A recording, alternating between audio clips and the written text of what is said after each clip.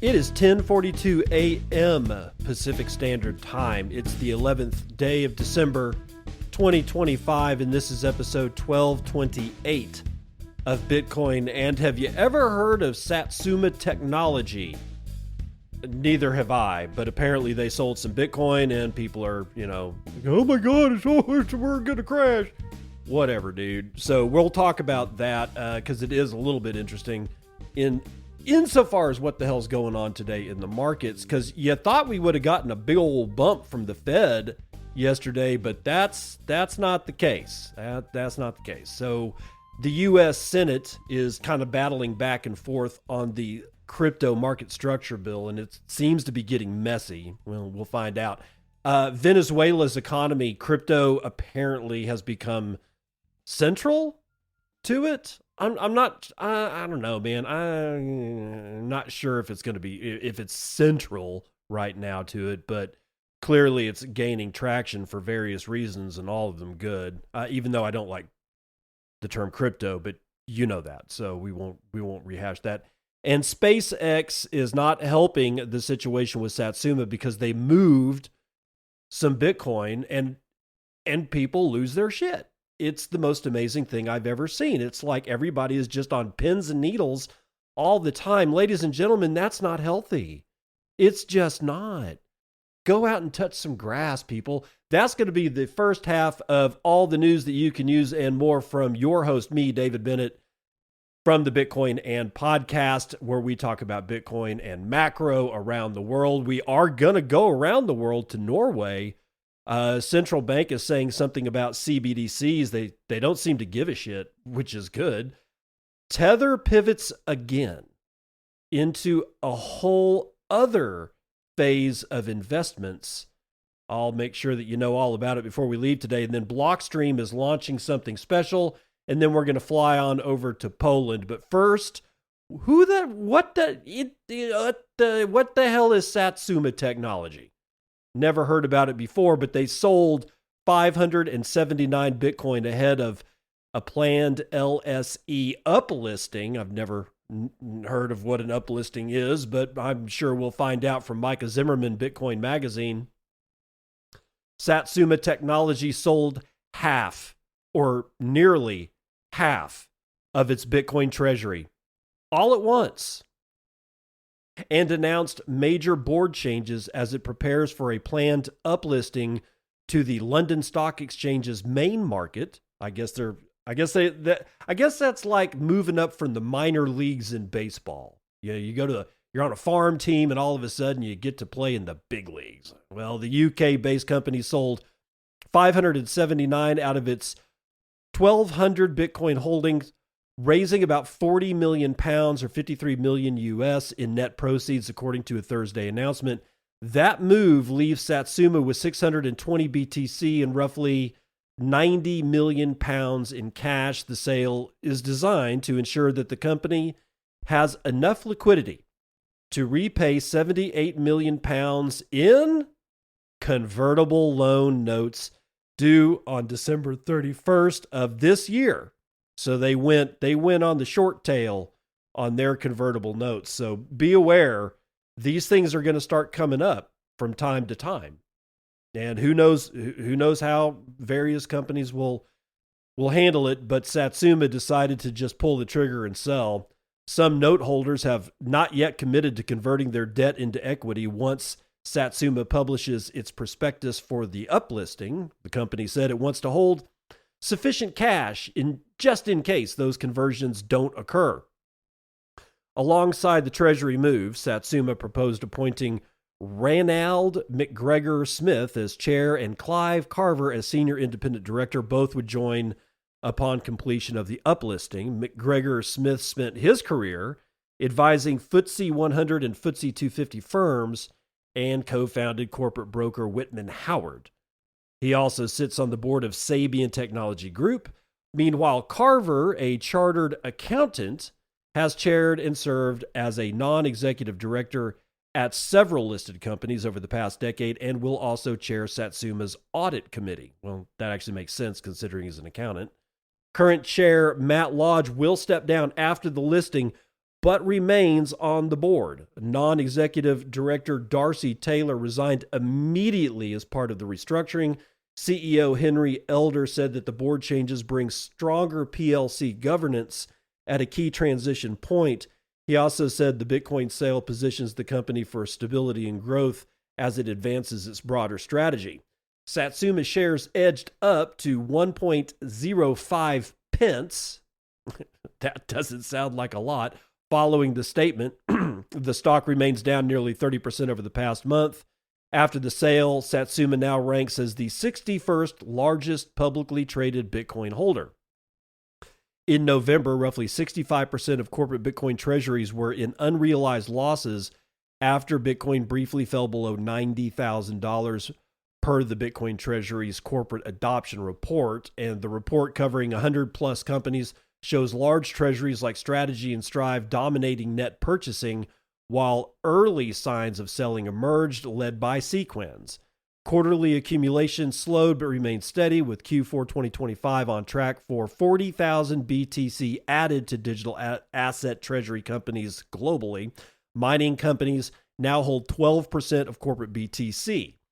Public and private treasuries bought over 12,644 BTC in November alone, bringing total holdings past 4 million Bitcoin. That's 4 million of the 21 million that will ever be printed. So be aware, global diversification and disciplined buying continue despite volatility. And whoa, Nelly, has there been volatility today?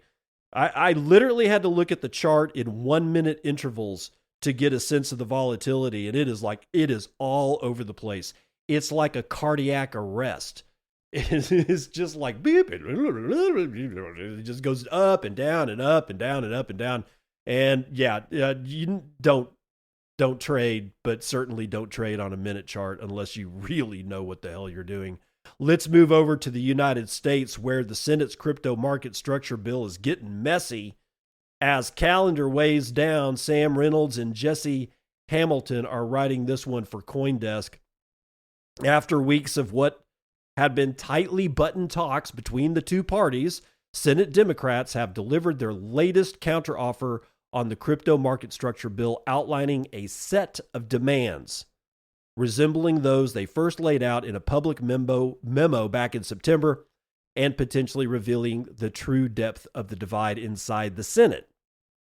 The summary shared this week and circulated online earlier on Wednesday shows Democrats have accepted much of the Republicans' proposed framework, yet they are insisting on significant structural changes that touch financial stability, market integrity, national security enforcement, and the political conduct of public officials, mostly pointed at President Donald Trump. Well, duh. The Democratic documents, confirmed by people familiar with the talks, were offered to reach an agreement and proceed toward a markup on a bipartisan bill. The document helps explain why senior Democrats are rejecting the push for a markup next week, despite repeated public assurances from GOP negotiators that the bill is nearly ready.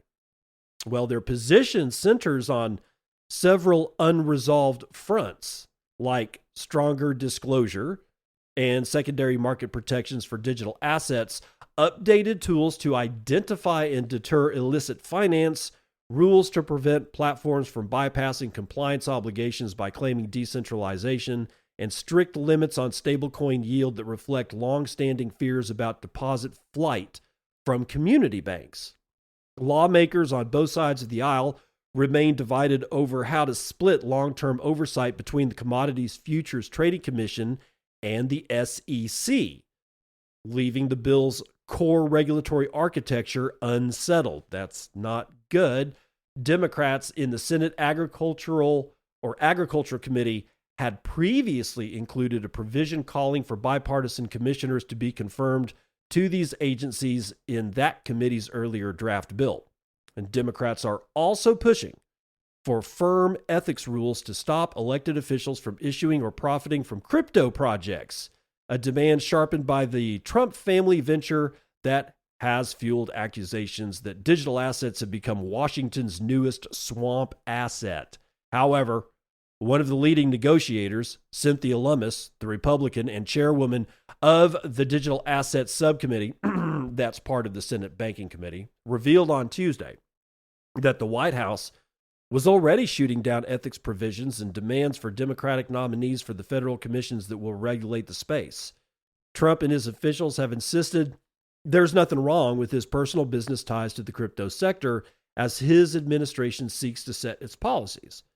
The reason some of the lawmakers and lobbyists seem to be getting more frantic about the negotiations is that they have only a handful of days left in the 2025 Senate calendar, which ends next week. Yeah, tick-tock, dude. Slipping into January puts the process on a slide toward the political stresses of the midterm elections, which are fast approaching, people, and the expiring continuing resolution that is currently funding the government, which expires, by the way, on January the 30th, 2026. So we're going to be right back in that same government shutdown boat if these idiots aren't figuring it out. Anyway, a government shutdown may further delay any progress, if we see one, as 2025's record-breaking shutdown did. In the House of Representatives, already passed a market structure bill earlier this year, the Digital Asset Market Clarity Act, and its members routinely push for the Senate to just take up their bill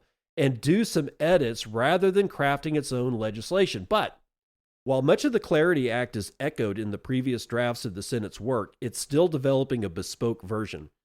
As lawmakers continue to hash it out, progressive groups and unions have been circling, criticizing the current effort as a potential threat to the United States' financial stability and dangerous for retirees relying on steady pensions.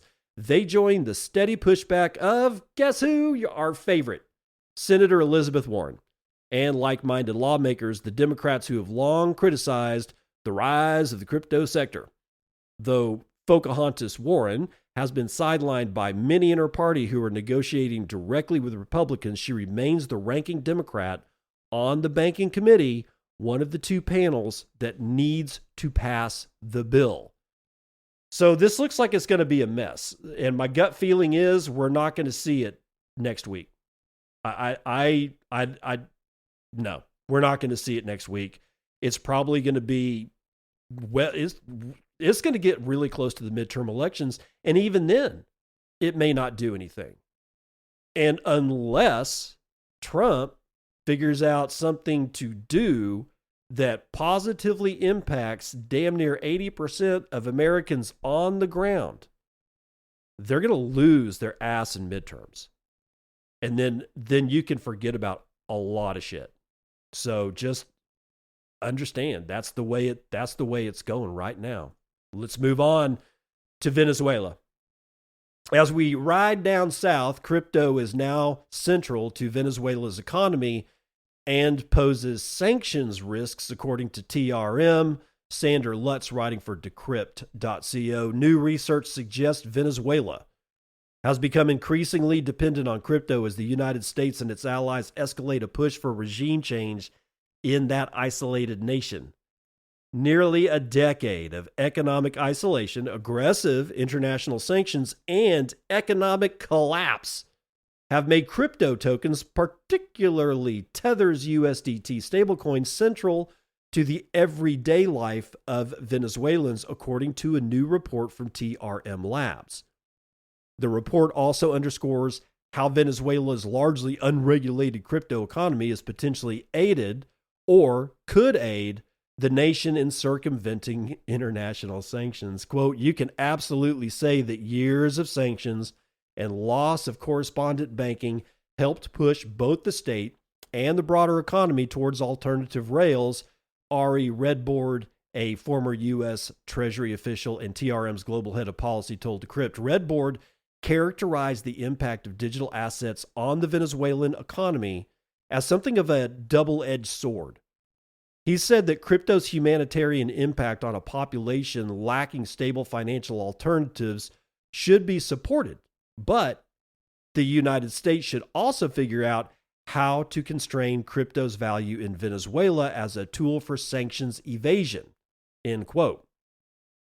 TRM's report underscored the popularity of Venezuela of informal peer-to-peer crypto trading platforms, which have minimal KYC measures and generally operate outside the banking system altogether. The blockchain intelligence firm found that a single website offering peer-to-peer crypto trading was recently responsible for 38% of all web traffic coming from Venezuelan IP addresses. Informal peer-to-peer crypto trading, when paired with other variables like hybrid platforms situated between domestic banking and offshore liquidity, plus high-velocity cross-border stablecoin flows routed through multiple blockchains, can often prove to be a recipe ripe for sanctions evasion, Redboard said. Venezuela does have a dedicated crypto regulator, SUNACRIP. It's the Crips and the Bloods, SUNACRIP, but the agency has suffered corruption scandals and restructuring efforts that have weakened its control over the nation's digital asset economy, according to TRM. The country was also an early adopter of blockchain technology because back in 2018, Venezuela issued the Petro. Remember the Petro? A crypto token backed by the country's oil and mineral reserves, intended to be a sturdier national currency than the plummeting bolivar, but, years after its controversy, which put the Petro at the center of tensions between Venezuelan President Maduro and his political opposition, the token was, of course, discontinued in 2024. In recent months, the White House has dramatically escalated a growing standoff with Venezuela, with President Donald Trump refusing this week to rule out the possibility of sending American troops into the country to overthrow the Maduro government. On Wednesday, the U.S. government seized a sanctioned oil tanker off of the coast of Venezuela in a, quote, serious escalation, end quote, of tensions between both countries. So we just took their oil. Not all of it, not yet, but dude, just seizing a whole oil tanker. This is like Pirates of the Caribbean, dude. I'm just saying. Hey, GreatGhee. Dude, if you want to try something special for cooking, use ghee instead of butter. Actually, you can use it for all kinds of stuff. I mean, I wouldn't deep fry with it because, it's expensive, but, it adds so much body and flavor to your ordinary frying stuff. Or if you mix it in with like toss a pasta with ghee instead of butter. Man, I'm telling you, oh my God. And you can get your ghee at GreatGhee.com. That's GreatGhee, GHEE.com. GreatGhee.com's got some great ghee made from grass-fed butter in the Southwest USA in small batches, sourced exclusively from completely unvaccinated, grass-fed cows on regenerative agriculture, single-family owned farms, stored in glass jars with metal lids. You have never cooked with a fat like this. If you're asking what ghee is, it's clarified butter, and it's made by simmering butter to remove all of the water, all of the milk solids, and any other impurities, leaving behind a golden lactose-free oil with a nutty flavor and a high smoking temperature. Unlike regular butter, ghee is shelf-stable, and that, to me, is one of the most important parts. People will ask, why do we even have ghee? Because of food preservation. If you try to keep butter around for long enough, it will go rancid. It will go bad. It will end up with mold and all kinds of crap on it because of the water content and the fact that it's got some residual sugars and proteins in those milk solids. But if you get all that out and you're just left with pure butter fat, that's what ghee is. And high smoking temperature is really important, especially if you're doing something like, pan frying something to a golden brown deliciousness. I'm telling you, man, you cannot do better than ghee. Get your ghee at GreatGhee.com. That's GreatGhee.com. Make damn sure that you tell them that you heard about it here on the BitcoinAnd podcast in the Circle P by using the code BitcoinAnd, all one word, BitcoinAnd. Nah, you're probably not going to get anything off for it, but it will lit. My friends over at GreatGhee know that I made a sale for them, and that way they can get me back on the other side. here at the Circle P, because the Circle P is where I bring plebs with goods and services just like you to plebs just like you who want to buy said goods and services with Bitcoin. Because if you're not selling it in Bitcoin, you're not in the Circle P. Go to GreatGhee.com, use BitcoinAnd in the coupon code. Now, SpaceX scaring the living bejesus out of anybody holding Bitcoin right now. Why? Why? Because they moved $95 million of Bitcoin ahead of a potential mega IPO. So which part of this is going to be more important? The fact that SpaceX might IPO, or that they moved Bitcoin before they did it? Well, Bitcoin Magazine's Micah Zimmerman is going to tell us more. SpaceX moved another 1,021 Bitcoin on Wednesday, worth about $94.5 million. Damn them. Ach, the humanity. The transfer was split between two unlabeled addresses via Coinbase Prime custody. One address received 614, the other 407. This marks the 9th transfer by SpaceX this year. Recent movements total around 8,910 Bitcoin, valued at $924 million. Analysts say that the company is consolidating its holdings and upgrading from legacy Bitcoin addresses. SpaceX Bitcoin holdings were tagged on-chain by Arkham Intelligence. The company currently controls about 3,991 Bitcoin, worth around $367 million at current prices. Holdings have fluctuated over the past several years. The total once peaked above $1.6 billion during the 2021 bull market, but then in mid-2022, SpaceX reportedly reduced its stake by about 70% after shocks from the Terra Luna collapse, FTX bankruptcy, and regular market-wide turbulence during that time. SpaceX has made no public statement about these transactions. They haven't said a word about it. They're just letting people get scared and stay scared. Tesla, another Elon Musk-run company, currently holds 11,509. That's worth right around, $1.24 billion. Oh my God. So SpaceX IPO or no?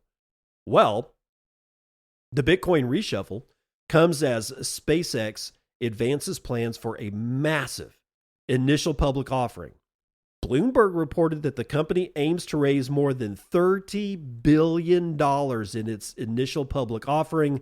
The target valuation is near $1.5 trillion for SpaceX. $1.5 trillion for SpaceX. What's their revenue? Does anybody really know? Anyway, it potentially surpasses Saudi Aramco's record $29 billion fundraise in 2019. SpaceX's IPO could take place as early as mid to late 2026, and sources say the timing could slip into 2027 depending on market conditions. If successful, it would be the largest listing in history by valuation. The offering could or would give investors exposure not only to rockets, satellites, and Starlink internet services, but also to SpaceX's crypto holdings.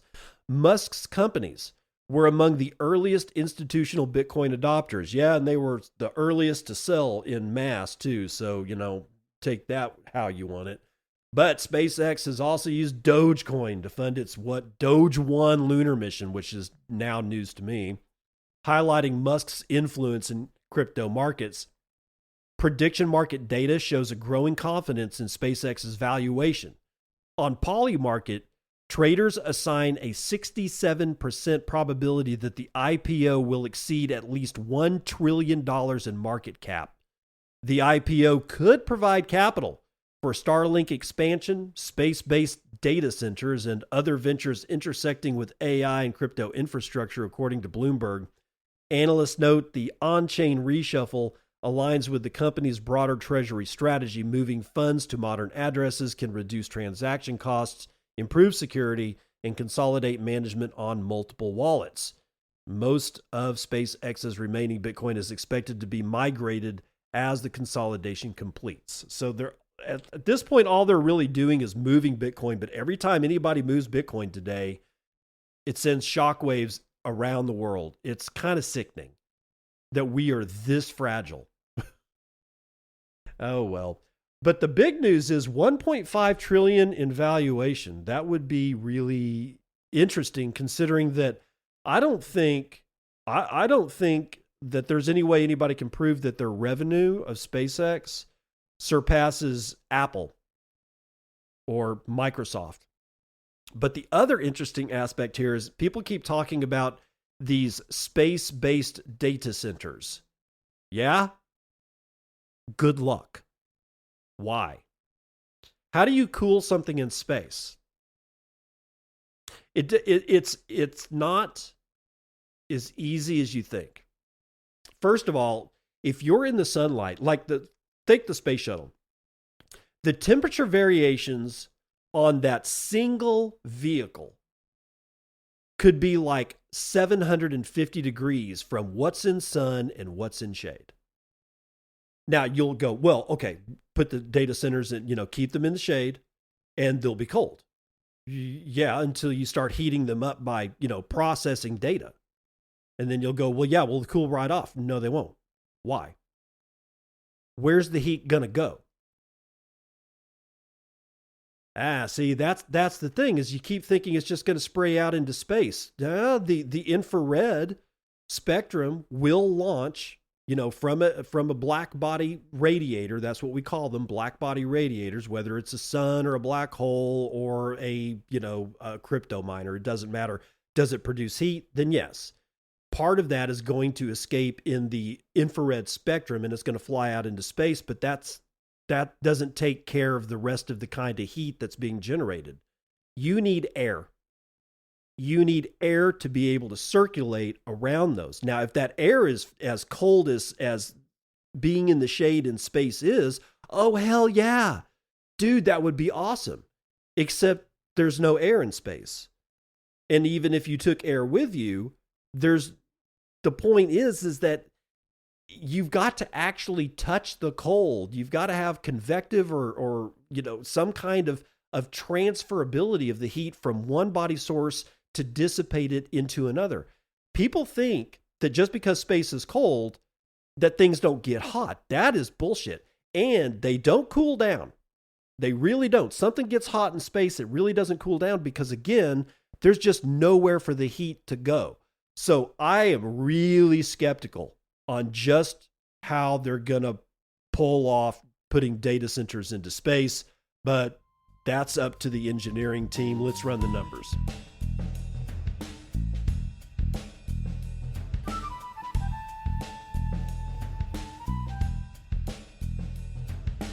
CNBC futures and commodities, and Trump's going to steal some more oil from Venezuela. Breaking, U.S. prepares to seize more oil tankers off the Venezuelan coast. Oh, this is going to be fun. This is just going to be a fun Christmas, isn't it? I don't care. I mean, it's, again, not siding with Venezuela, not siding with Trump. I don't care. I'm not in the room with a bunch of national security advisors and energy moguls, so I literally don't know what the hell's going on here, but it does look pretty damn messy. That's all I'm saying. So Merry Christmas, have some oil. Brent North Sea is down, by the way. All energy is down. Actually, it's getting pummeled. 1.77% brings Brent North Sea down to 61.11 a barrel. West Texas Intermediate down 1.8 to 57.43. But here's the kicker. Natural gas is down 8 points, 8.18 to $4.21 a thousand cubic feet. And I guess maybe that just means that we're not going to have a very bad winter at all because of global warming. Now, gasoline is down 1.4% to $1.75 a gallon, in Murban crude, everybody's favorite light sweet crude, is 2.11% into the red, $62.02 there. Shiny metal rocks are having a good day. So, bless Peter Schiff. He's going to have a good Christmas. Palladium is up 3 points. Gold is up 1.75. 42.98 and 8 dimes. Platinum is up 3.8. Silver is up 4.6 to 63.87 an ounce. Holy crap. Copper is up 2.67 all by itself. Ag is fully mixed today. Got a little bit more green than red, though. And the biggest winner for this morning is 1.69% to the upside for chocolate and 0.91% to the downside. Rough rice in the red there. Let's go to live cattle, which is 1.06% to the upside. Lean hogs up 2 points. Feeder cattle up 1.5. S&P is, God, these markets are just not moving that much except for the Dow. S&P is up 0.11%. NASDAQ is actually down a full half point. The Dow, however, I think just recorded a new all-time high. 1.33 percentage point to the upside puts it at 48,727. S&P Mini is up just under a point. And now to Bitcoin. Assholes. $90,740 gives us a $1.81 trillion market cap. We can get 21.2 ounces of our favorite shiny metal rock with our one Bitcoin, of which there are 19,960,585.54 of, and average fees per block are relatively low, 0.02 BTC. Taking in fees on a per block basis, there's about 32 blocks carrying 48,000 unconfirmed transactions, waiting to clear at high priority rates of 1 sat per VByte. Low priorities get you in at 0.2. Mining, wow, an increase in hash rate. Where's the miner capitulation, y'all? I've been waiting for it for weeks now. 1.08 zettahashes. We have not slipped beneath zettahash territory in weeks. Where's the miner capitulation? If y'all would go find out for me, I'd really appreciate it. From Lollipopped, yesterday's episode of BitcoinAnd, I got Nostr Gang with 103 sats says, holy shit, I just withdrew my lolly sats to Zeus. So it worked. It worked. Nostr Gang, congratulations for getting your Satoshis out of limbo. Jason High with 250 said, I was born in Indiana and I lived there off and on until I was 10 years old. In elementary school, they told us that Hoosier was a mispronunciation from pioneer days of the words whose ear or possibly who's here. I don't think the teachers actually knew the origin of the word Hoosier, so they just made something up. Yeah, well, it's not like that doesn't happen. Third Coast Hodl with 500 says, Wines in the Garden is beyond compromise. She is an activist shill through and through. Maybe Wines, Whines. Maybe you spelled it wrong. I'm not exactly sure, and I'm also not exactly sure what he's talking about. Not because it's his fault, probably because I'm doing my best with a handful of nervous tissue over here in my brain trying to fire all at once. Moving on to Nick Dose. 119 sats says, cheers. Well, cheers right back at you. Bitcoin for President says, with 6,777 sats, Merry Christmas, sir. Thank you for all that you do. Enjoy your family and God bless you and the work you do for the people of Bitcoin. Well, that's nice to hear. I really like hearing stuff like that. Pies with 121 says, thank you, sir. No, thank you. That's the weather report.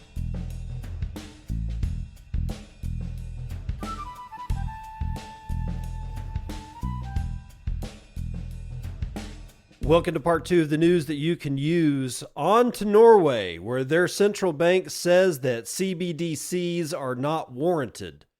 Cites a strong payment system.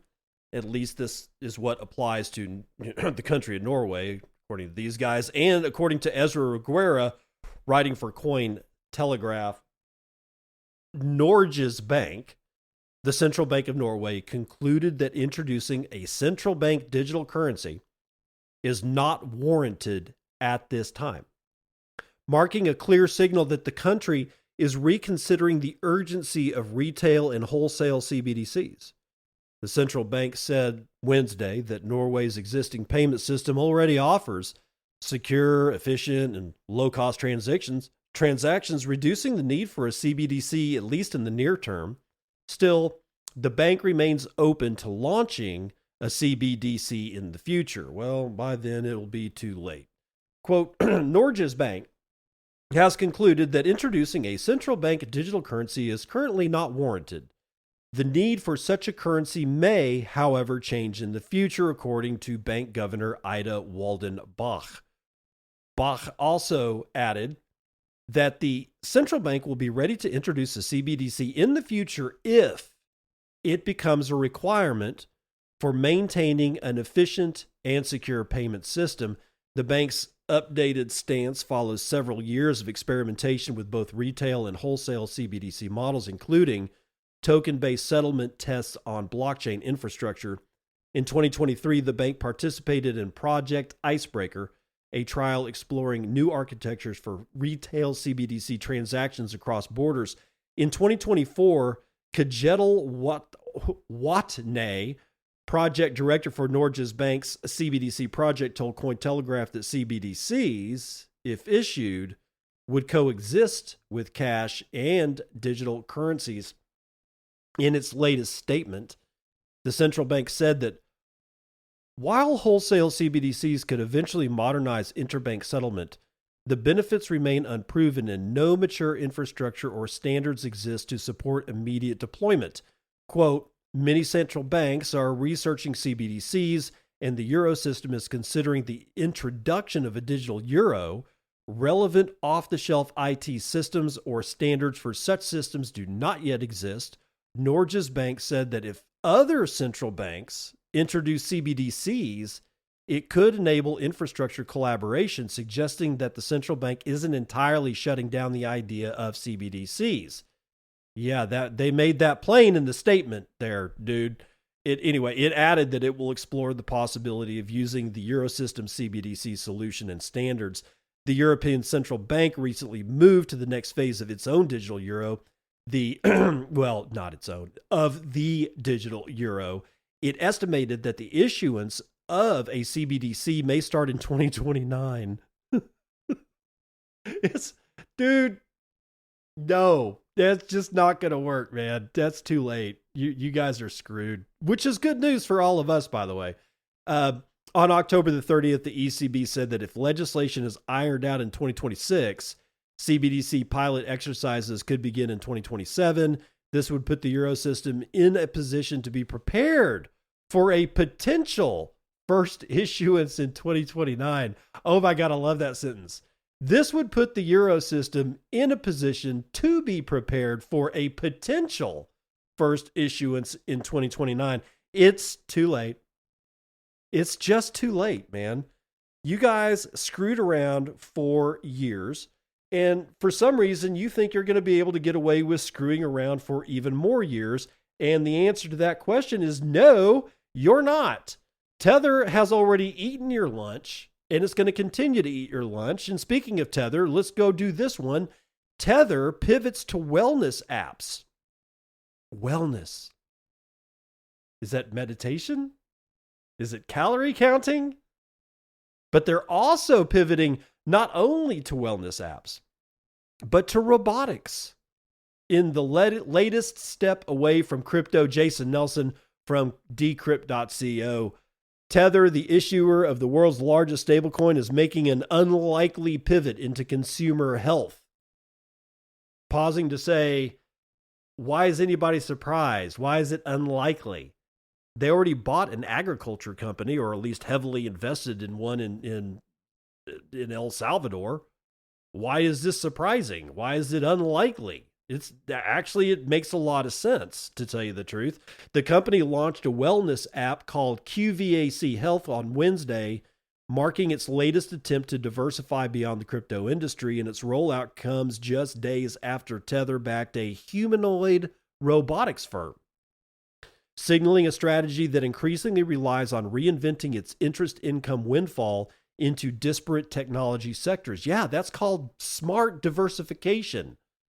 The move is a sharp departure for a company whose primary business is financial plumbing. The new app, available on iOS and Android, aggregates data. Be careful here. Aggregates data from wearables like the Oura Ring and Apple Health. Tether positions the product as neutral ground for biometric data, emphasizing that personal health metrics such as heart rate and sleep patterns are stored locally on the device rather than in the cloud. The app uses Tether's QVAC AI framework, a decentralized system that was launched in May, and it runs on personal hardware. The company claims the app uses experimental computer vision to estimate caloric intake from photos of meals. Just probably not work. It probably doesn't work as well as people think it does. I'm calling bullshit. I'm sorry. I'm calling bullshit. I took a picture of my fried chicken. It's probably going to go, how many pieces of fried chicken? And then it's going to reach out and go, what's the average size of a chicken leg? And then it's going to do, it's not going to be able to actually, I mean, at that point, what if I've got meatloaf covered in, I don't know, let's say tomato sauce? Doesn't know it's meatloaf. Can't tell. It just sees a pile of something underneath tomato sauce. Yeah, no, this is dumb. I'm sorry. I like the guys over at Tether, but this is just dumb. Whatever. Estimates caloric intake from photos of meals. Yeah, right.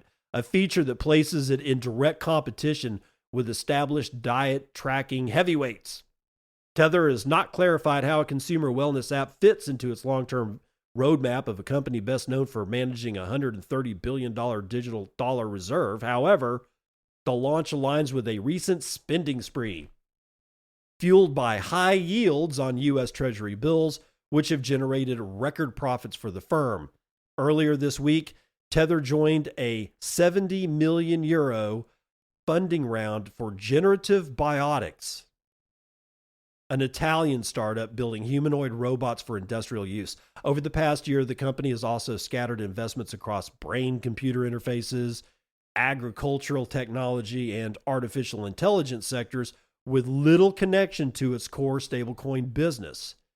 Paolo Ardoino, Tether CEO, framed the new app as an ideological play rather than a commercial one. In a statement, he described the project as an effort to break traditional gatekeepers and give users autonomy over their data. Quote, "You shouldn't have to choose between using the best hardware on the market and maintaining your privacy," Ardoino said. Whether crypto natives will trust a stablecoin issuer with their health data remains to be seen. Tether is entering a crowded, decentralized health market, competing with projects like Rejuve and Cutis, all vying for a slice of the wearable tech market projected to reach $186 billion by 2030. Man, dude.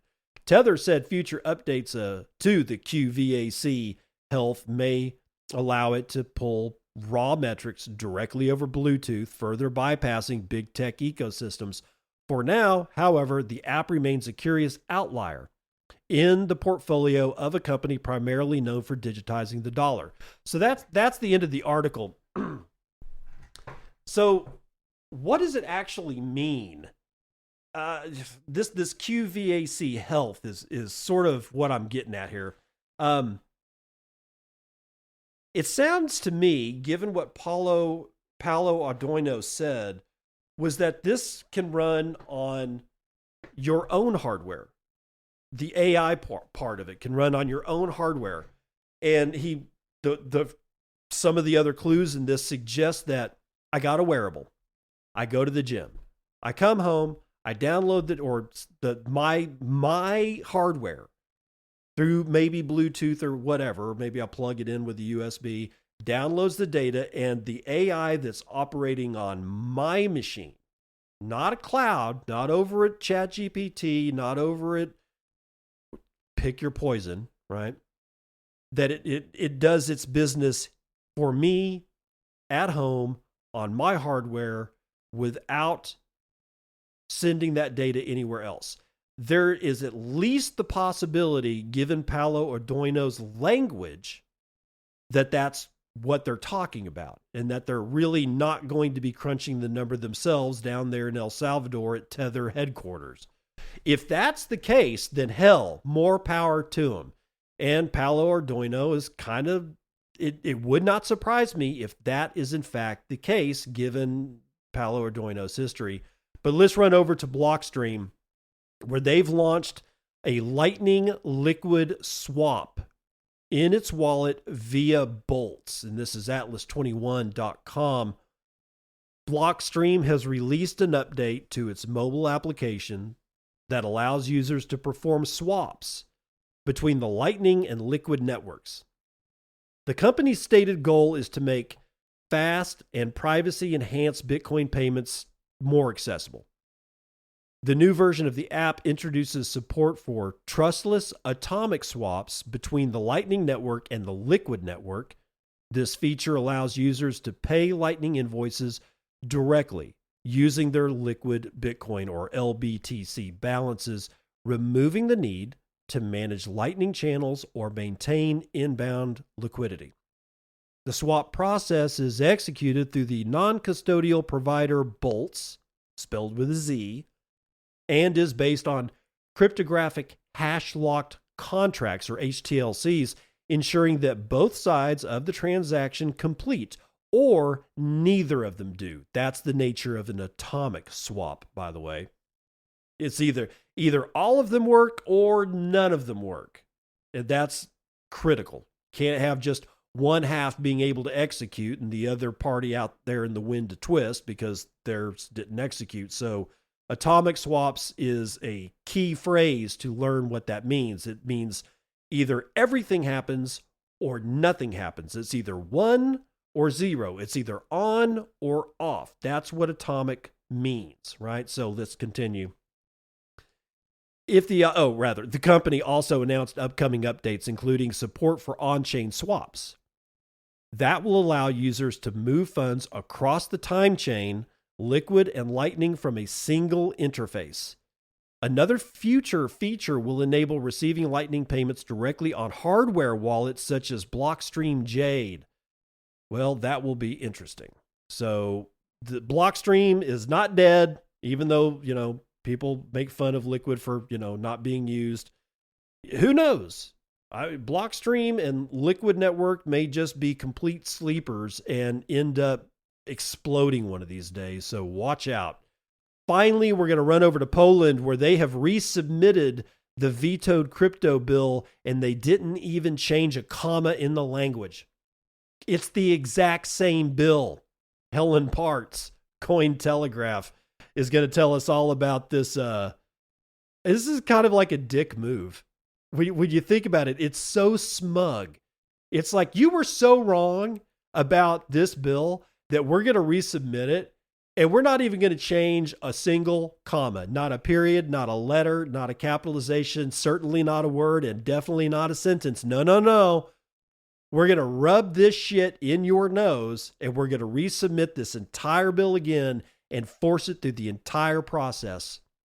This is honestly, it's kind of an interesting tactic, but Polish lawmakers doubled down on crypto regulation rejected by President Karol Nawrocki, deepening the tensions between the president and Prime Minister Donald Tusk.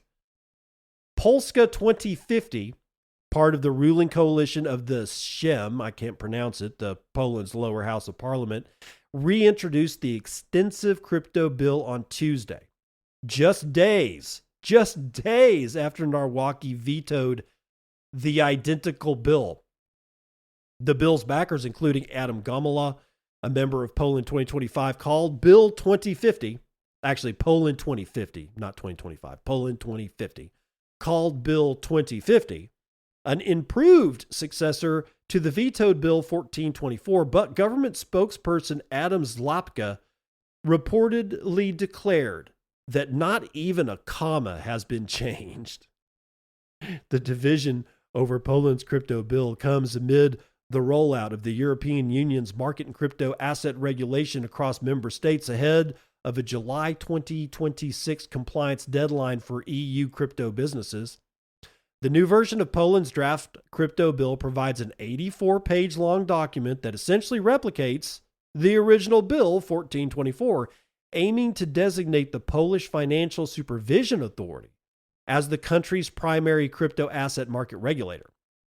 Crypto advocates like Polish politician Tomasz Mencen previously criticized Bill 1424 as 118 pages of overregulation, particularly in comparison to shorter versions in other EU member states like Hungary and Romania. Quote, the government has once again adopted exactly the same bill on crypto assets, Minson wrote in an X post on Tuesday. He also mocked Tusk's claim that the president's earlier veto was tied to the alleged involvement of the Russian mafia, saying, quote, the bill is perfect, and anyone who thinks otherwise is funded by Putin. I don't like you. You're a Nazi. I don't like you. You must have voted for Trump. I don't like you. Russia. Really? It's like dealing with a planet filled with 5-year-olds. It's embarrassing, really.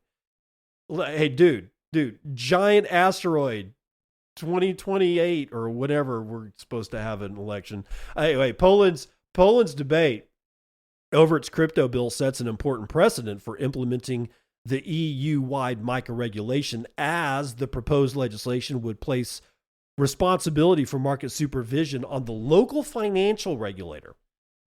The issue is particularly significant amid calls from some member states for more centralized micro-supervision under the Paris-based European Securities and Market Authority, or ESMA. In October, the Bank of France urged the EU to give the ESMA direct supervisory powers, warning that a fragmented approach to oversight could undermine the bloc's financial sovereignty.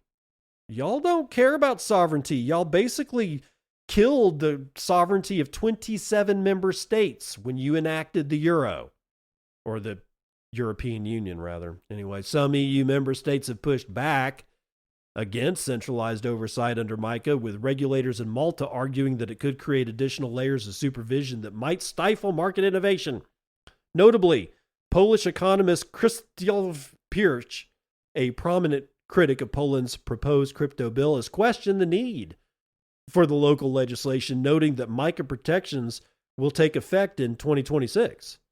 While local reports suggest that Nawrocki may not veto the bill this time, there is also speculation that his office has been presented with an alternative draft aimed at creating more favorable market conditions. The proposed alternative is reportedly designed to align with the EU-wide MiCA framework and remove direct oversight from the local regulator. That means they don't want countries regulating themselves. They don't want little entities inside of individual member states of the EU regulating a damn thing. They want all 27 countries under the same thumb. It's just, the EU has to go. I was saying it before Trump was saying it. I was saying it before Elon Musk started running his mouth about it. This is a failed experiment. The only thing that it succeeded in, which is probably what they wanted, was the ability to crush, absolutely annihilate sovereignty of 27 countries all at once. I'm just speculating here, but from their standpoint, this might have been a trial. This whole EU experiment might have been just a long-term trial balloon to see just how much bullshit citizenry will put up with. And honestly, they're rioting all over the EU. Yeah, not enough. It hadn't done anything. It hasn't done a damn thing. All the yellow vest riots and demonstrations and protests in France that went on for well over a year, like damn near every single day, that the media refused to report on after the first 2 weeks of them. France is still part of the EU. So it didn't do anything. Because we're just taught, well, hold up a sign, walk around in a circle. Surely someone will listen and change their mind. And they never do. So I feel bad for the countries in Europe that have allowed themselves to have been completely subsumed by an alien, invasion. But, what are you going to do? All right. So that's it for today's news. I hope you enjoyed it. Please make sure that if you can, if you don't have any money for donations, you can always go over to Apple Podcasts and give me a 5-star review, because honestly, that shit helps. It does. Do we hate algorithms? Absolutely. Are we going to be able to get rid of them tomorrow? No. Does that mean that we have to deal with them and try to work with them? Yes. And that's why I'm asking you. A 5-star review over on Apple Podcasts would mean a lot to me. It does take your time, so I don't say that. I don't say doing this lightly, or I don't ask you this lightly, because I know that you got to go to Apple. You got to go find the podcast. I get it. I understand, and that's why it's just as valuable to me as if you were to donate 20,000 sats or something, which you can do because I use Podcasting 2.0. So any Podcasting 2.0 enabled app, you're going to be able to boost the show, at least directly. And those sats flow directly into my wallet on my Lightning node, which is about, 100 feet away from me. So complete sovereignty over here at the BitcoinAnd podcast with your host, David Bennett. And I will see you on the other side. This has been BitcoinAnd, and I'm your host, David Bennett. I hope you enjoyed today's episode and hope to see you again real soon. Have a great day.